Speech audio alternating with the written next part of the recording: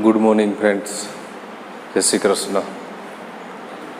Last લેક્ચરની અંદર આપણે એક બે દાખલાઓની ચર્ચા કરી હતી અને જે કંઈ થિયરી હતી બરાબર છે, ધ્રુવીય અને અધ્રુવીય અણુ એની ચર્ચા કરી. હવે આપણી સામે એક જ ટૉપિક બાકી રહ્યા ચેપ્ટરમાં, મોટો ટૉપિક અને સારો, કેપેસિટન્સ. પણ આજના લેક્ચરમાં આપણે તમને જે કંઈ થિયરી ભણી ગયા છે એને રિલેટેડ ઘણા બધા દાખલાઓ છે, એ દાખલાઓની ચર્ચા કરવા માગીએ છીએ. એમાંનો દાખલા નંબર 21 સમજવા જેવો દાખલો છે, ધ્યાનથી સમજશો તો જ ખ્યાલ આવશે. બરાબર છે, એ પ્રકારનો ક્વેશ્ચન આપેલો છે આપણને. બે વિદ્યુત ભાર આપ્યા છે, -q અને +q, અને એ બે બિંદુઓ માટેના અંતરો પણ આપેલા છે, 0 0 -a અને 0 0 a. તો અંતર ઉપરથી ખ્યાલ આવી જાય કે વિદ્યુત ભાર એક શેની રચના કરે છે? ડાયપોલની જ રચના કરે, કારણ કે બે વિદ્યુત ભારમાં +q અને -q. આકૃતિ બરાબર ધ્યાનથી સમજવાની છે. આની અંદર હોતે આ વાય એક્સિસ કહીએ છીએ, આ ઝેડ એક્સિસ કહીએ છીએ, અને હવે એક્સ અક્ષ જે છે બરાબર આ રીતે આવશે. જો તમે વિચારજો એક્સ અક્ષ, પણ આમ તો હું દોરી ના શકું, તો એને હું આ રીતે બતાવું છું. આ તમારી જે છે એ શું છે? એક્સ અક્ષ.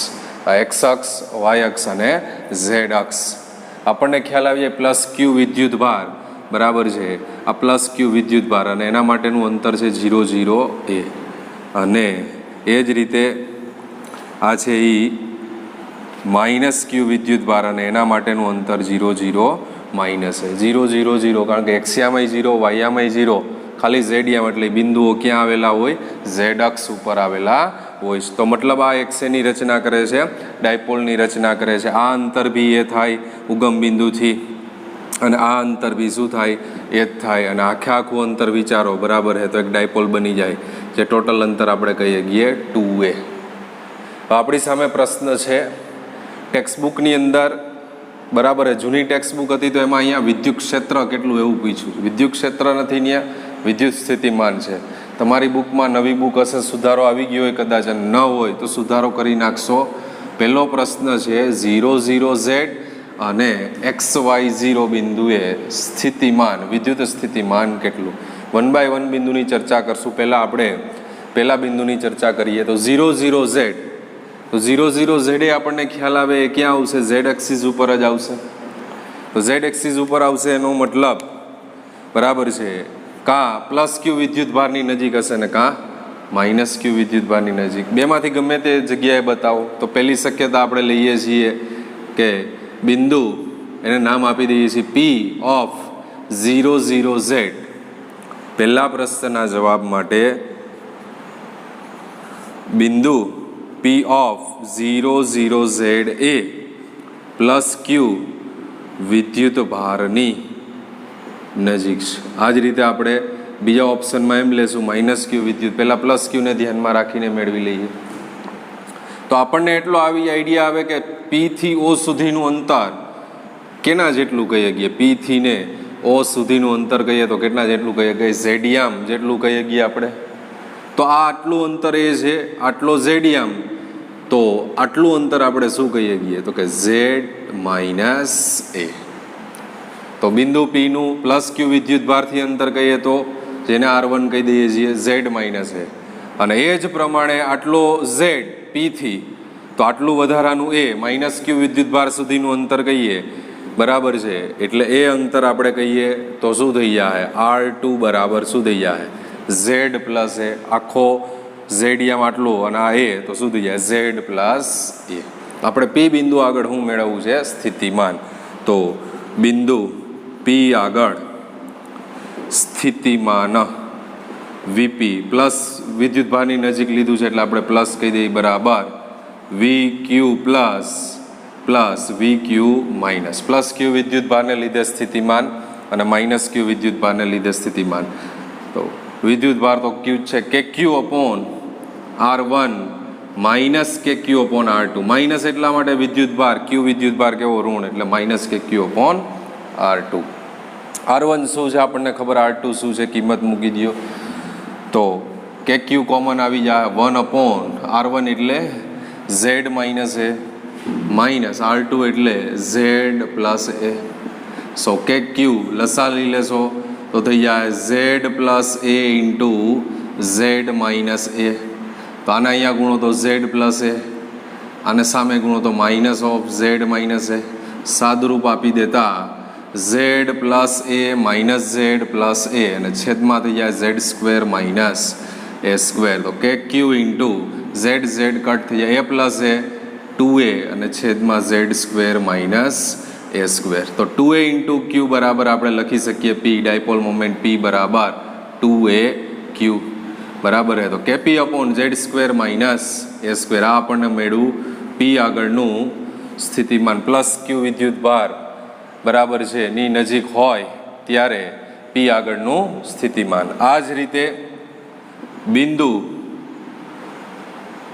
પી ઓફ 0 0 ઝેડ એ હવે માઇનસ ક્યુ વિદ્યુત ભારની નજીક હોય, વિદ્યુત ભારની નજીક હોય તો સ્થિતિમાન. તો હવે મેળવશું નહીં, ડાયરેક્ટ ખાલી ફેર ક્યાં પડશે? જે જવાબ પ્લસ મેળવો છે એની જગ્યાએ આપણને જવાબમાં શું મળશે? માઇનસ મળશે. તમે ગણતરી કરો તો વીપી માઇનસ બરાબર minus KP upon z square minus a square. આમ આપણે કહીએ કે ડાયપોલની અક્ષ પર, તો આ એક ડાયપોલ બની જાય છે. તો ડાયપોલની અક્ષ પર સ્થિતિમાન બરાબર કેવું હોય તો બરાબર plus or minus KP upon z square minus a square. હજુ આ માત્ર આપણને 0 0 ઝેડ આગળનું શું મેળવું? સ્થિતિમાન. હજુ આમાં આપણી સામે બીજો પ્રશ્ન છે XY0 આગળ સ્થિતિમાન. એમાં બીજો પ્રશ્ન છે બિંદુ XY0 આગળ સ્થિતિમાન. તો હવે આ પોઈન્ટને બરાબર સમજવાનો છે. શું કહેવા માગીએ છીએ આની અંદર? XY0. XY0 મતલબ XY સમતલ થાય ZM 0. તો આપણે એક્સ એક્સિસ આ રીતે બતાવેલી છે બરાબર છે, એટલે ધ્યાનથી સમજવા માટે બરાબર છે. બરાબર જોજો, આ જે છે આપણે આકૃતિની અંદર આ તમારું XY સમતલ થાય, આ વાય એક્સિસ અને આ તમારી શું બનશે? X axis.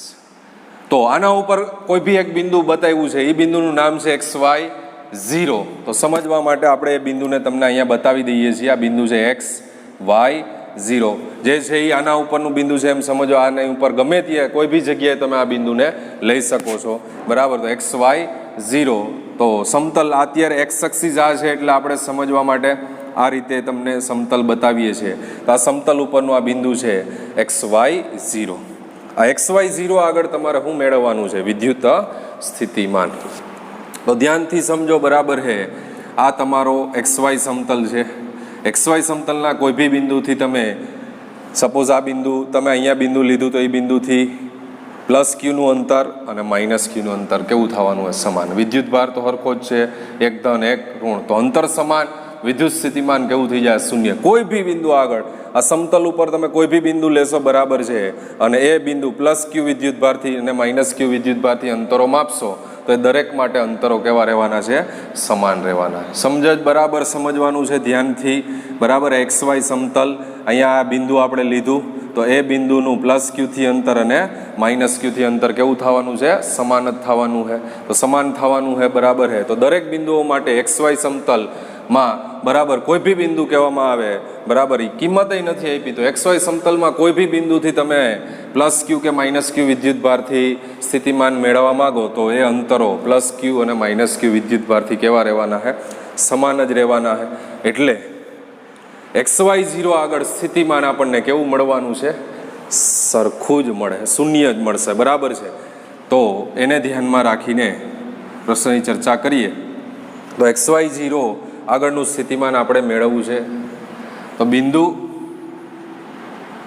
XY0 એમ નામ આપે. એમ ઓફ XY0 એ XY સમતલમાં કહેવાય હોય અને XY સમતલમાં અને Z અક્ષ પરના લંબ દ્વિભાજક કહેવાય. શું કહેવાય? લંબ દ્વિભાજક પર છે. તો આ બિંદુથી માઇનસ ક્યુ અને પ્લસ ક્યુ વિદ્યુત ભારોનું અંતર કેવું રહે? સમાન રહે. એટલે માઇનસ ક્યુ વિદ્યુત ભારથી જે અંતર થાય એટલું જ પ્લસ ક્યુ વિદ્યુત ભારથી અંતર થાય, તો અંતર સમાન રહેશે. તો સ્થિતિમાન બરાબર છે બિંદુ એમ ઓફ XY0 આગળ સ્થિતિમાન બરાબર કે ક્યુ અપોન R1 માઇનસ કે ક્યુ અપોન R2. તો R1 અને R2 તો સમાન, કારણ કે અંતર બે વિદ્યુત ભારથી કેવા રહે છે? સમાન. એટલે આપણે જવાબ કહીએ ગઈએ શૂન્ય. એટલે XY0 આગળ વિદ્યુત સ્થિતિમાન કેટલું? બરાબર છે તો શૂન્ય. તેથી XY0 આગળ સ્થિતિમાન કેવું છે? શૂન્ય છે. આ પહેલો પ્રશ્ન કમ્પ્લીટ થયો. પહેલા પ્રશ્નની અંદર આપણને પૂછવામાં આવ્યું હતું કે ભાઈ 0,0Z અને XY0 આગળ સ્થિતિમાન કેટલું. હવે આપણી સામે બીજો પ્રશ્ન છે. તો બીજા પ્રશ્નની અંદર સ્થિતિમાન ન જ મેળવવાનું છે. ઉગમ બિંદુથી કોઈ બિંદુના અંતર R પર, જે R is greater than A, R by A is greater than 1. તો એનું સૂત્ર મેળવો. તો બહુ સિમ્પલ થઈ ગયું. ઉગમ બિંદુથી કોઈ બિંદુનું અંતર, તો આપણે જે 0,0Z બિંદુ છે એ ઉગમ બિંદુથી જ લીધું. તો ઉગમ બિંદુથી કોઈ બિંદુના અંતરે, એટલે આપણે ગણતરી નહીં કરીએ, ડાયરેક્ટલી શું વિચારી લઈએ? એ અંતર એટલે ZMની જગ્યાએ અંતરને શું વિચારી લઈએ છીએ? R.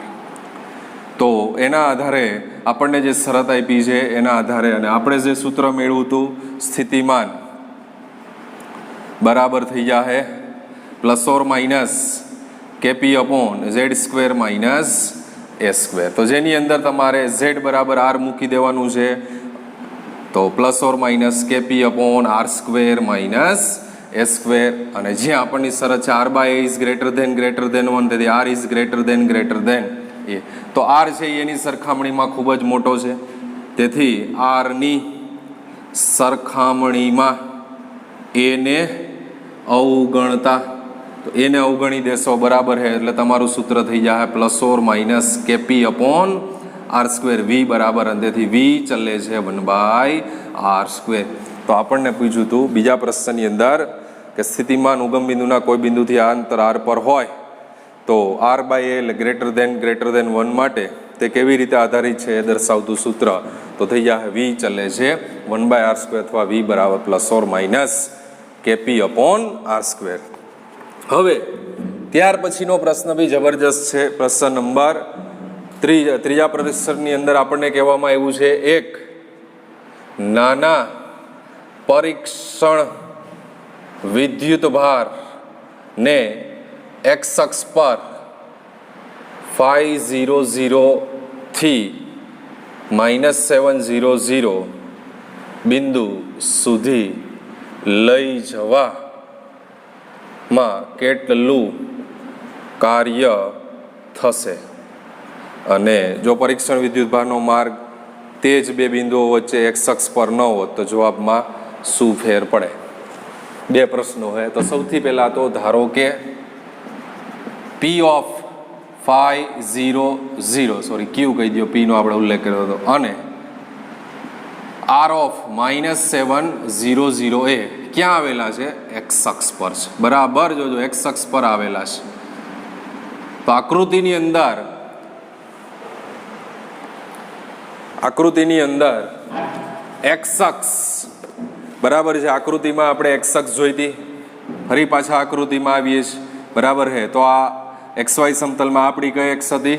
X અક્ષ. તો X અક્ષ ઉપર આપણને બિંદુ કીધું 500, તો 500 થી પ્લસ Q વિદ્યુત ભાર કે માઇનસ Q વિદ્યુત ભારનું અંતર બી કેવું થાય? 0 જ થવાનું હોય. X અક્ષ ઉપર કોઈ બી બિંદુ લઈ લો તમે બરાબર. એટલે 500 આ બાજુ આપણે વિચારીએ તો -700 જે છે એની ઓપોઝિટ સાઈડ હશે. તો એના માટે બી બરાબર છે પ્લસ Q અને માઇનસ Q વિદ્યુત ભાર માટે અંતર કેવા રહેવાના છે? સમાન રહેવાના છે. તો P ઓફ 500 આગળ બી સ્થિતિમાન કેવું થાય? શૂન્ય થાય. અને Q ઓફ -700 આગળ બી સ્થિતિમાન આર ઓફ -700 આગળ બી સ્થિતિમાન કેવું થવાનું છે? શૂન્ય થવાનું. બરાબર સમજો, XY સમતલ આપણી એક્સ અક્ષ છે, એક્સ અક્ષ ઉપરનું બિંદુથી +Q અને -Q વિદ્યુતભારનું અંતર જે છે એ સરખું જ રહે, બદલાય નહીં. તો એટલા માટે બરાબર છે, તો Q ઓફ 500 અને આર ઓફ -700 એ એક્સ અક્ષ ઉપર આવેલા છે એવું કહી શકીએ. તથા ડાયપોલની અક્ષ પરના લંબ દ્વિભાજક પર હોવાથી, ડાયપોલની અક્ષ પરનો શું કહેવાય હોતો? લંબ દ્વિભાજક પર હોવાથી બિંદુ Q આગળ સ્થિતિમાન VQ બરાબર 0 રહેશે અને R આગળ સ્થિતિમાન VR બરાબર બી શું રહેશે? 0 રહેશે. સીધી જ વાત છે. તમે એક્સ અક્ષ ઉપર ગમે ત્યાં બિંદુ લેશો તો +Q -Q વિદ્યુતભારથી અંતર સરખા જ રહે, એટલે સ્થિતિમાન તમને KQ/R અનુસાર કેવા મળવાના? શૂન્ય જ મળવાના. તો ડેલ્ટા V આપણે અહીંયા શું કહી શકીએ? શૂન્ય કહી શકીએ. તો આપણને પૂછ્યું છે એક નાના પરીક્ષણ વિદ્યુતભારને Q ઓફ 500 થી R ઓફ -700 બિંદુ સુધી લઈ જવા કરવું પડતું કાર્ય W બરાબર Q0 × ડેલ્ટા V. તો ડેલ્ટા V 0 है એટલે કાર્ય થઈ જશે શૂન્ય. અને એમાં આપણને બીજો પ્રશ્ન એ બી પૂછેલો છે. શું છે બીજા પ્રશ્નની અંદર? જો પરીક્ષણ વિદ્યુતભાર તે માર્ગે બે બિંદુઓ વચ્ચે એક્સ અક્ષ ઉપર લઈ જતા જવાબમાં કોઈ ફેર પડે તો જવાબની અંદર શું આવશે? ના, કારણ કે વિદ્યુત ક્ષેત્ર સરઅક્ષી હોવાથી એક બિંદુથી બીજા બિંદુ ઉપર લઈ જતા થતું કાર્ય ગતિમાર્ગ ઉપર આધારિત નથી. શું આપશો જવાબ એની અંદર? તો કે ના. શું કામ? તો કે વિદ્યુત ક્ષેત્ર સરઅક્ષી હોવાથી એક બિંદુથી બીજા બિંદુ એ લઈ જતા કરવું પડતું કાર્ય માર્ગ પર આધારિત નથી. આપણને ખબર છે જે સંરક્ષી બળ ચેપ્ટર સ્ટાર્ટ કર્યું એ માર્ગ ઉપર આધારિત નથી, બરાબર, એની પ્રારંભિક અને અંતિમ સ્થિતિ ઉપર જ આધારિત છે. તો મોટો દાખલો તો આખો દાખલો કમ્પ્લીટ કર્યો, સમજવાનો બરાબર, આકૃતિ ઉપર ફોકસ કરજો. જે વાત કરી છે એ પ્રમાણે XY સમતલની અંદરનો જે કન્સેપ્ટ છે એ ખાસ સમજવાનો હોય ધ્યાનથી. ત્યાર પછીનો દાખલા નંબર છે 22. આકૃતિ આપી છે જેમ આપણે ડાયપોલ હોય તો બે વિદ્યુતભાર આપ્યા હોય, એમ અહીંયા 4 વિદ્યુતભાર છે, 1 2 3 અને 4, એટલે ચતુર્ધ્રુવી બરાબર છે કહેવાય એને ડાયપોલ. તો તરીકે ઓળખાતા વિદ્યુતભારની ગોઠવણી આકૃતિ આપેલી છે આપણને. તો ચતુર્ધ્રુવી અક્ષ પરના બિંદુ માટે આપણને શરત છે R = =A=1 માટે સ્થિતિમાન R પર કેવી રીતે આધારિત છે તે દર્શાવતું સૂત્ર મેળવો, અને ડાયપોલ અને મોનોપોલ માટે આવા સૂત્રથી તમારું પરિમાણ કેવી રીતે જુદું પડે એ પણ દર્શાવો. ડાયપોલ એટલે બે વિદ્યુતભાર, મોનોપોલ એટલે એક વિદ્યુતભાર. આપણે આ બે ભણી ગયા છીએ. ડાયપોલ માટે KQ/R અને મોનોપોલ માટે આપણે લખ્યું KQ/R, ડાયપોલ માટે લખ્યું KQ/R², અને ત્યારબાદ હવે આપણે ચતુર્ધ્રુવી ડાયપોલ માટેની વાત છે. ચતુર્ધ્રુવી ડાયપોલ તો બહુ સિમ્પલ વાત છે. આપણને આટલું અંતર R આપેલું છે, આ અંતર એ છે, તો આ વિદ્યુત ભારનું P થી અંતર આપણે જોતું હોય તો આપણે લખી શકીએ. શું લખી શકશું? R - A. અને આ અંતર A અને આટલું R, તો આ વિદ્યુત ભાર માટેનું અંતર આપણે જોતું હોય તો એ અંતર ટોટલ આપણે શું લખી શકશું? R + A. બરાબર છે. આ જુદા જુદા વિદ્યુત ભારના નામ આપી દઈએ. આ પહેલો વિદ્યુત ભાર કહી દઈએ છીએ આપણે, આ બીજો, આ ત્રીજો અને આ ચોથો, 1 by 1. તો આપણે બિંદુ P આગળ નું સ્થિતિમાન મેળવવું છે. સ્થિતિમાન, કુલ સ્થિતિમાન બરાબર છે. તો વી બરાબર પહેલા વિદ્યુત ભારને લીધે પી આગળનું સ્થિતિમાન, તો કે ક્યુ અપોન પહેલા વિદ્યુત ભારનું અંતર છે એ આર પ્લસ એ.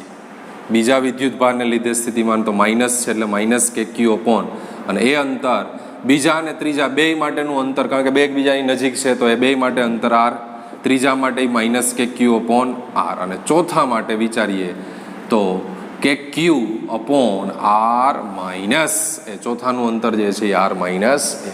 તો આ થઈ ગયું આપણને કુલ સ્થિતિમાન. તો જેની અંદર આપણે કે ક્યુ કોમન લઈ શકીએ તો 1/r પ્લસ એ, આ એકનું એક બે વાર એટલે -2 અપોન આર, અને અહીંયા 1/r માઇનસ એ. લસ્સા લેવાનો થાય આપણે, લસ્સા થઈ ગયા આર ઇન્ટુ આર પ્લસ એ ઇન્ટુ આર માઇનસ એ. અહીંયા આર પ્લસ એ છે તો ગુણવા પડશે આર ઇન્ટુ આર માઇનસ એ. અહીંયા આર છે તો આર પ્લસ એ ઇન્ટુ આર માઇનસ એ, અને છેલ્લા પદમાં આર માઇનસ એ છે તો આર પ્લસ એ ઇન્ટુ આર. આ લસ્સા લઈ લીધો. સાદુરૂપ આપો લસ્સા લીધા પછી તો આર સ્ક્વેર માઇનસ આર એ માઇનસ આ બે તફાવતના અવયવ છે એટલે R square minus a square થઈ જાય તો બે વડે ગુણો એટલે 2r square minus minus plus 2a square. આટલા બેનો જવાબ બરાબર તમને ખબર પડી જવી જોઈએ. જવાબ થાય R square minus a square. તો માઇનસ બે વડે ગુણો એટલે -2r સ્ક્વેર અને પ્લસ 2a સ્ક્વેર. એ જ રીતે આર ઇન્ટુ આર સ્ક્વેર અને પ્લસ એ આર છેદમાં આર ઇન્ટુ આ બે તફાવતનો અવયવ હમણાં ઉપર કીધું એ જ પ્રમાણે તો R square minus a square. તો સાદુરૂપની અંદર પ્લસ એ આર અને માઇનસ એ આર જે છે એ કેન્સલ થઈ જાય છે. આર સ્ક્વેર -2r સ્ક્વેર ને આર સ્ક્વેર એ બી કેન્સલ થઈ જાય. તો વધ્યું ખાલી શું 2a સ્ક્વેર. તો કે q into 2a square upon r into r square minus a square. તો જેમ આપણે ક્યુ ઇન્ટુ 2a તો ડાયપોલ મોમેન્ટ બરાબર છે કહેતા એને, એમાં અહીંયા ચતુર્ધ્રુવી ડાયપોલ મોમેન્ટ થઈ જાય વી બરાબર capital q upon r into r square minus a square, જ્યાં કેપિટલ ક્યુ બરાબર ક્યુ ઇન્ટુ 2a સ્ક્વેર જેને કહેવાય ચતુર્ધ્રુવી ડાયપોલ. અને શરત પ્રમાણે આપણને કીધું છે R by A is greater than 1, મતલબ R is greater than A. તો આરની સરખામણીમાં એને અવગણતા, તો આરની સરખામણીમાં એને અવગણી દઈએ તો આપણું સૂત્ર થઈ જાય કે ક્યુ અપોન આર ઘન. તેથી વી ચલે છે 1/r ઘન. તો આ જે છે એ કેના માટે મળ્યું? ચતુર્ધ્રુવી ડાયપોલ.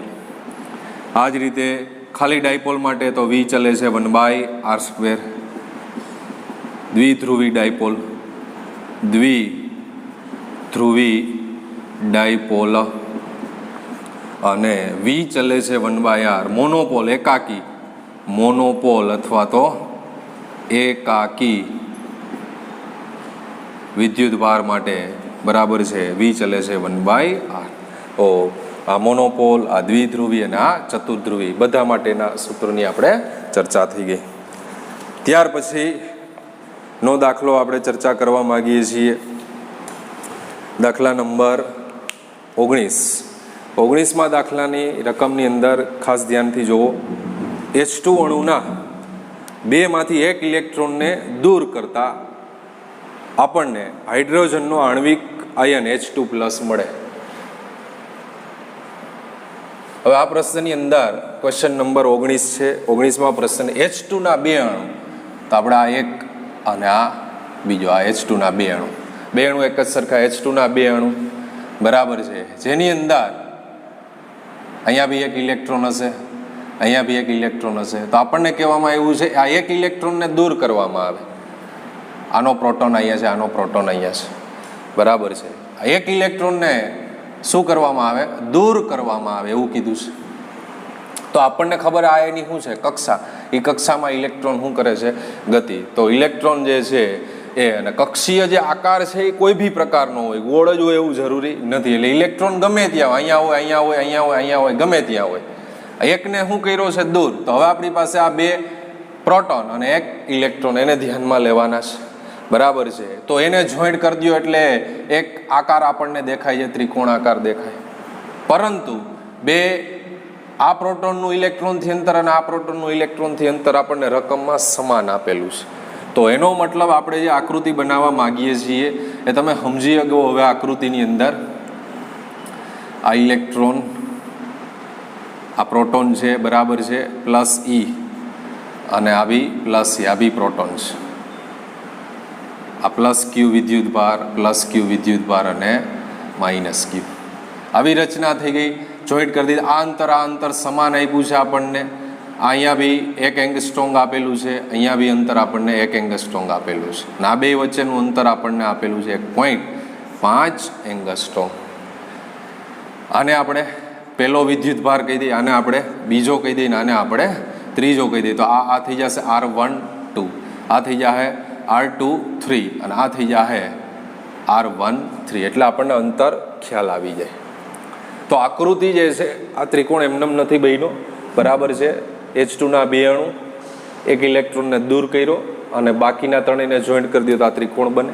અને ઇલેક્ટ્રોન છે એ 2 પ્રોટોનથી કેવા અંતરે છે? સમાન અંતરે. એવું રકમમાં કીધું છે. વાંચીએ રકમને.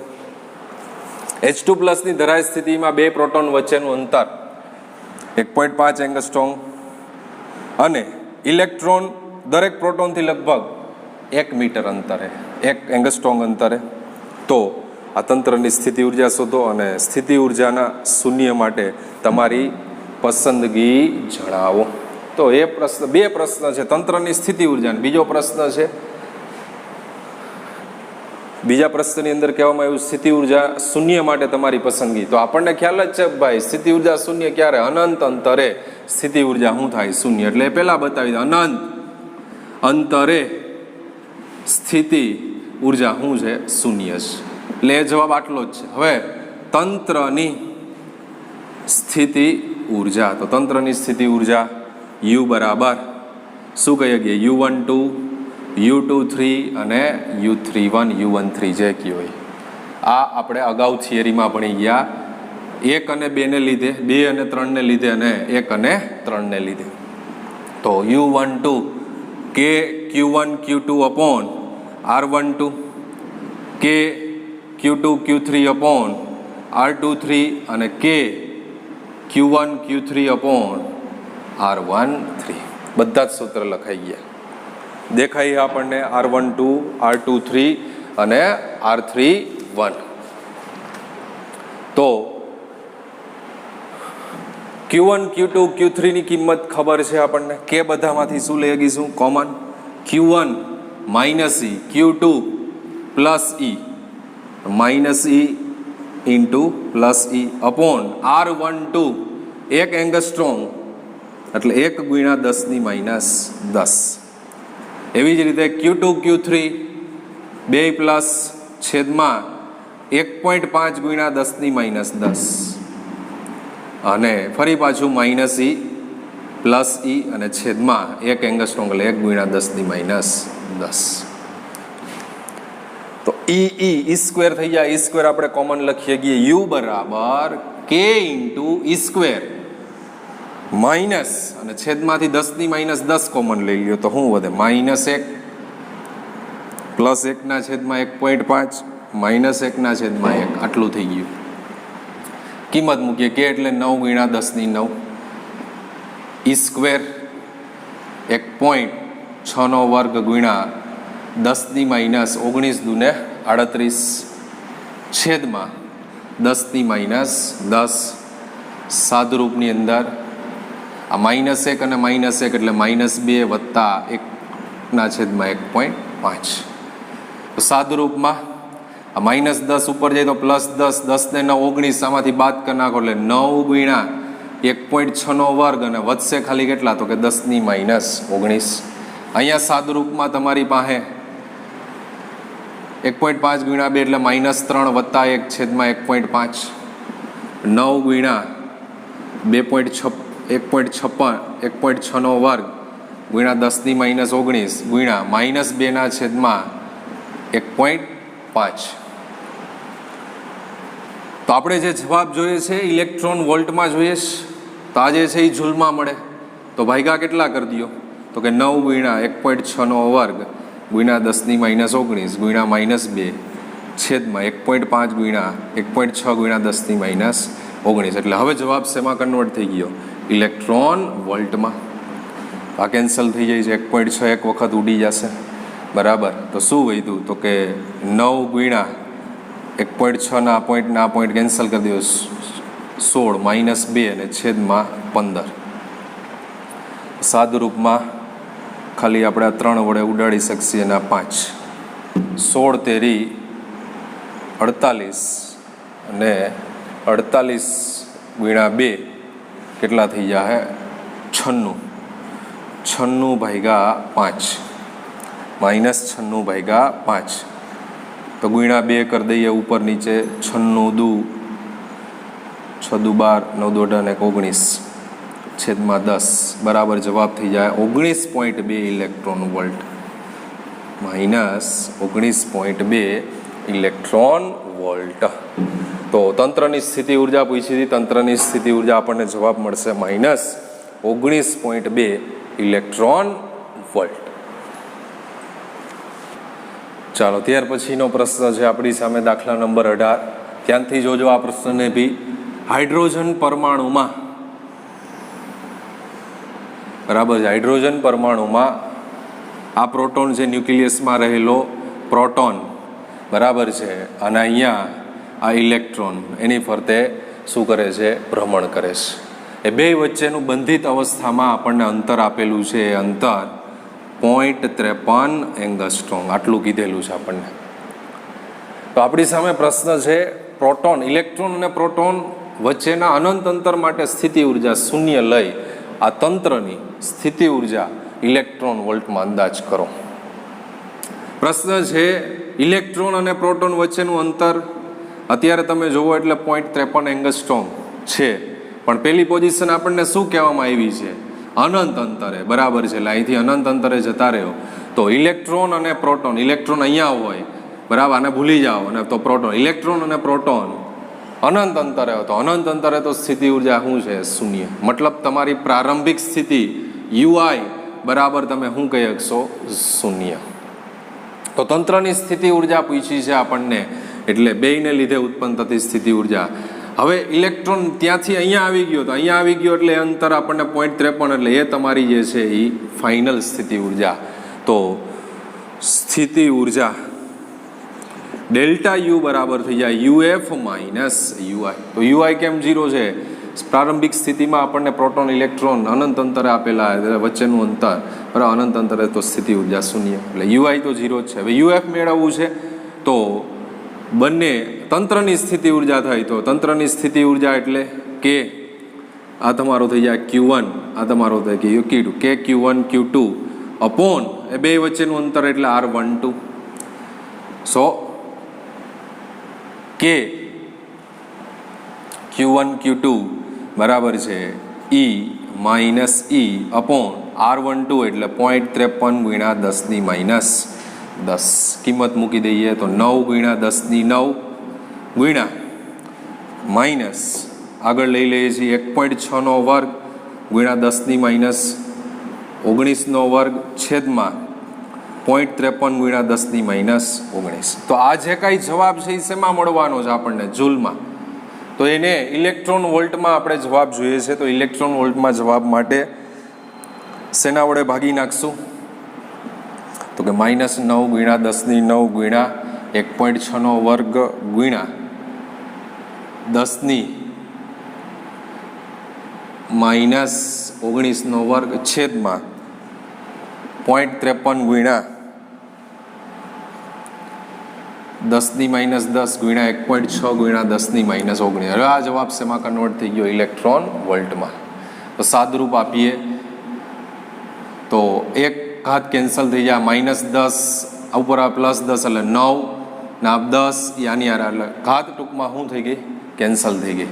તો આપણી સામે વધ્યું છે 1.6 એક વખત કેન્સલ થઈ ગયા, તો વધ્યું ખાલી -9 ગુણ્યા 1.6 અને છેદમાં 0.53 બરાબર જવાબ થઈ જાય -27. જવાબ મળશે આપણને -27.16. Electron volt. તો પહેલા પ્રશ્નનો જવાબ થઈ ગયો તંત્રની સ્થિતિ ઉર્જા, બરાબર છે, જે છે આપણને મળે -27.16.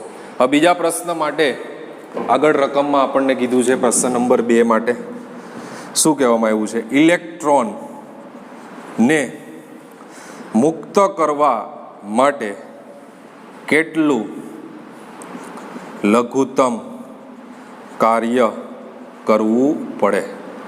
તેની કક્ષામાંની ગતિ, તેની કક્ષામાંની ગતિ ક્વેશ્ચન નંબર A માં મેળવેલી સ્થિતિ ઉર્જા કરતાં અડધી છે તેમ આપેલ છે. આ પ્રશ્ન છે આપણી સામે, ઇલેક્ટ્રોનને મુક્ત કરવા માટે કેટલું લઘુ? ઇલેક્ટ્રોનને મુક્ત મતલબ ઇલેક્ટ્રોન અહીંયા ગતિ કરે છે, એને મુક્ત કરવો, ફ્રી કરી દેવો, છોડી દેવો છે, બરાબર છે. હવે જોજો બરાબર, હું ઇલેક્ટ્રોન અહીંયા રાખું, બરાબર છે, તો બી પ્રોટોન પરના વિદ્યુત ભારને લીધે આકર્ષણ બળ લગાડશે અને એને ખેંચવાનો શું કરશે? પ્રયત્ન કરશે, મતલબ મુક્ત થશે નહીં. અહીંયા રાખું તો પણ મુક્ત થશે નહીં. તો ક્યાં રાખું તો મુક્ત થાય? આપણને ખ્યાલ છે તો કે અનંત અંતરે વહી જાય તો એ શું થઈ જાય? મુક્ત થઈ જાય. તો અનંત અંતરે પહોંચાડવા માટે તમારે શું વિચારવું પડે? તો અનંત અંતરે તમારે મૂકવો છે તો આ તંત્રની જેટલી કુલ ઉર્જા છે, બરાબર છે, એટલી ઉર્જા તમે એને આપો તો એ જે છે એ ક્યાં વહી જાય? અનંત અંતરે વહી જાય. એટલે આપણે આ તંત્રની શું મેળવવી પડે? કુલ ઉર્જા. તો તંત્રની કુલ ઉર્જા મેળવવા માટે સ્થિતિ ઉર્જા તો છે જ, અને ગતિ ઉર્જા આપણને કીધું સ્થિતિ ઉર્જા કરતાં કેવી છે? મેળવેલી, બરાબર છે. ગતિ ઉર્જા એ સ્થિતિ ઉર્જા કરતાં કેવી છે? સ્થિતિ ઉર્જા કરતાં કેવી છે? અડધી છે. તો ગતિ ઉર્જા ક્યારેય ઋણ ન હોય, સ્થિતિ ઉર્જા તો છે જ, અને આ ભ્રમણ કરે છે એટલે એને હિસાબે એને ગતિ ઉર્જા પણ છે. તો ગતિ ઉર્જા તો ઋણ ન હોય, બરાબર છે, એટલે 1/2 ગુણ્યા સ્થિતિ ઉર્જાનું જે મૂલ્ય છે 27.16 ધન થઈ જાય, બરાબર છે, એટલે 13.58 ઇલેક્ટ્રોન વોલ્ટ. એટલે આપણને શું મળી ગઈ? ગતિ ઉર્જા. તો આપણે ઇલેક્ટ્રોનની કુલ ઉર્જા, ઇલેક્ટ્રોનની કુલ ઉર્જા જોતી હોય, બરાબર છે, તો ગતિ ઉર્જા વત્તા સ્થિતિ ઉર્જા. ગતિ ઉર્જા 13.58 માઇનસ સ્થિતિ ઉર્જા ઋણ -27.16. એ બેની બાદબાકી પણ આપણને કેટલી મળવાની છે? તેથી કુલ ઉર્જા કેટલી મળશે આપણને? -13.58 ઇલેક્ટ્રોન વોલ્ટ. તો આપણે તમને કીધું જેટલી ઉર્જા મળે એટલી તમે ઉર્જા આપો, બરાબર છે, તો એ જે છે એ ઇલેક્ટ્રોન જે છે એ શું થઈ જાય? મુક્ત થઈ જાય, એવું કહી શકીએ. સિમ્પલ લોજિક, સિમ્પલ છે, બરાબર છે. આપણને આના આગળની કુલ ઉર્જા કેટલી મળી? -13.58. મતલબ સીધી વાત છે. દાખલા તરીકે આપણે મકાન લેવું છે, બરાબર છે, તો લોન લેવાના હી, એ લોન બરાબર તો આપણે હપ્તે હપ્તે શું કરવી પડે? ચૂકવવી પડે. અને એક હારે બધું પેમેન્ટ આપણે પે કરી દઈએ, બરાબર છે, તો આપણે હપ્તામાંથી શું થઈ જાય? દૂર થઈ જાય. શું થઈ જાય? મુક્ત થઈ જાય. તો સેમ વાત છે. અહીંયા કુલ ઉર્જા કેટલી છે? તો કે -13.58 ઇલેક્ટ્રોન વોલ્ટ. હવે ઇલેક્ટ્રોનને મારે મુક્ત કરી દેવો હોય તો હું કેટલી? તો કે +13.58 ઇલેક્ટ્રોન વોલ્ટ ઉર્જા આપી દઉં, બરાબર છે, તો એ કેવો થઈ જાય? મુક્ત થઈ જાય. મતલબ લોન એની શું થઈ જાય? પૂરી થઈ જાય. તો સીધું એ જ રીતે સમજવાનું છે. તો ઇલેક્ટ્રોનને મુક્ત કરવા માટે, ઇલેક્ટ્રોનને મુક્ત કરવા માટે આપવી પડતી ઉર્જા કેટલી? તો કે +13.58 ઇલેક્ટ્રોન વોલ્ટ. એટલે લઘુત્તમ કાર્ય બરાબર 13.58 ઇલેક્ટ્રોન વોલ્ટ. આ થઈ ગયો તમારો બીજા પ્રશ્નનો જવાબ. આ જ રીતના આપણને એની અંદર પ્રશ્ન નંબર 3 આપેલો છે, ક્વેશ્ચન નંબર C. તો ક્વેશ્ચન નંબર C માં પહેલા પ્રશ્નનું લોજિક છે એવું જ છે.